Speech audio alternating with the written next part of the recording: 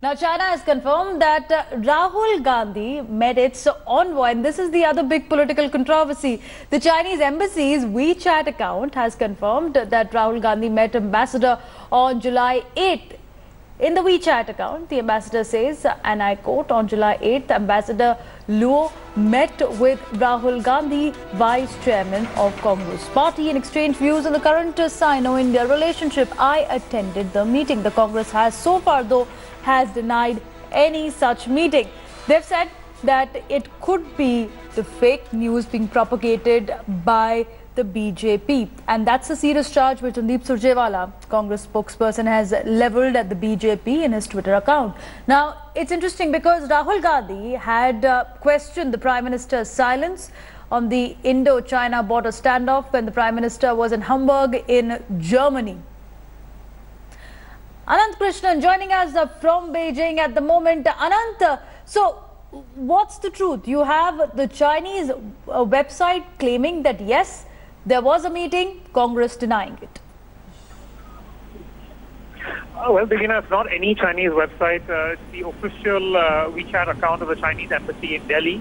So it's very authoritative, and the statement's still up on their website saying that this meeting did take place on July 8th.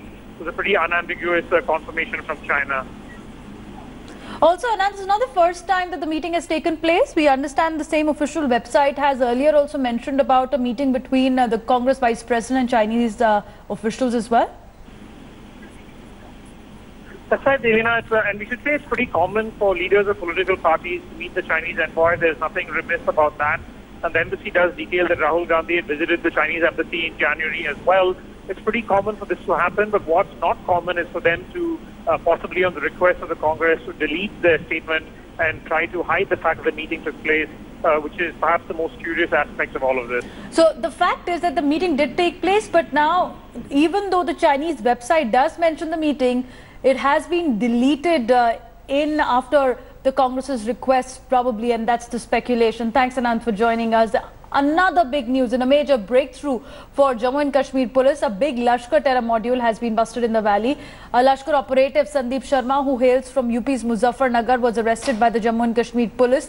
He was arrested from the house where Bashir Lashkari was killed on 1st July. Jammu and Kashmir police has revealed that the Lashkar operative was involved in various terror acts across the valley as well.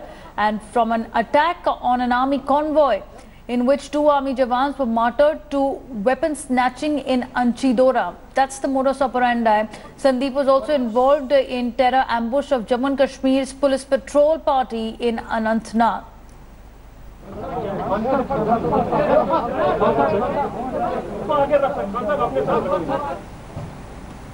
Was he, Sandeep Kumar, also part of the ploy in which, in which he was involved in, so far what we know, he was involved in 3 active militant activities which happened in Anantnag. 1, where they martyred our SHO Achabal along with 5 persons, 5 officials. 2, when they ambushed an army vehicle at Lower Manda.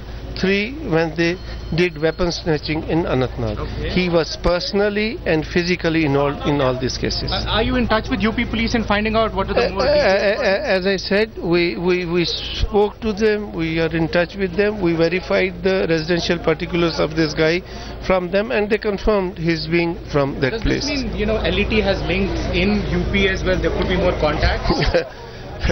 It can be vice versa also. Okay. So he was a person who used to come, who first came to Valley in 2011, and he came in, as I said in the press conference, he came in contact with a fellow from Kulgam at Patiala. So next time when he came in contact with the Lashkar guy, Ashkur, active militant of Lashkar. That's how it started. Are you probing any more possibilities of non-locals being involved in? Do you think the probe is to be shut? It has led us to so many now leads. We have to probe all the leads now. Thank you very much. That was Mr. Munir Khan, the IGP of Kashmir Range, who was giving us details about how all of this was probed. And even today, the probe is continuing. They could find out more people who are involved, who are non-locals. They're saying that they have increased the spectrum of the entire investigation. My colleague Shuja is joining us on the story as well. Shuja, this is no doubt a big catch for the security forces. What have the initial investigations revealed?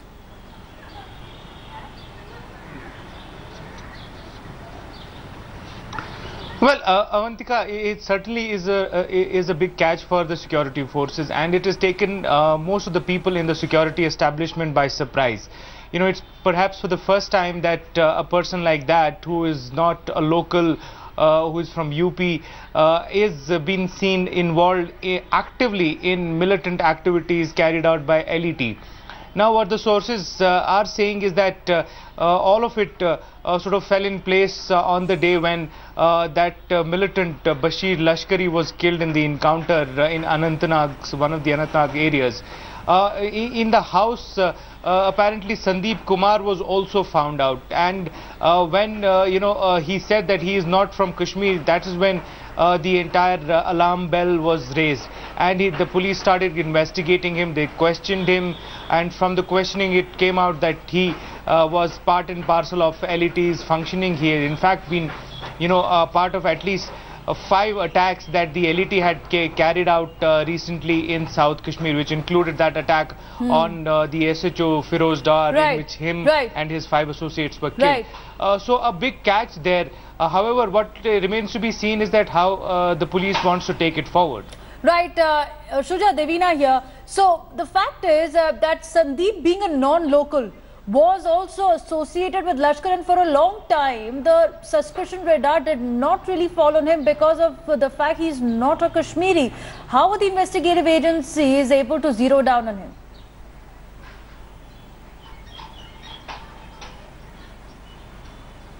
Well, yes, that's exactly what I was trying to point out. Like I was saying, this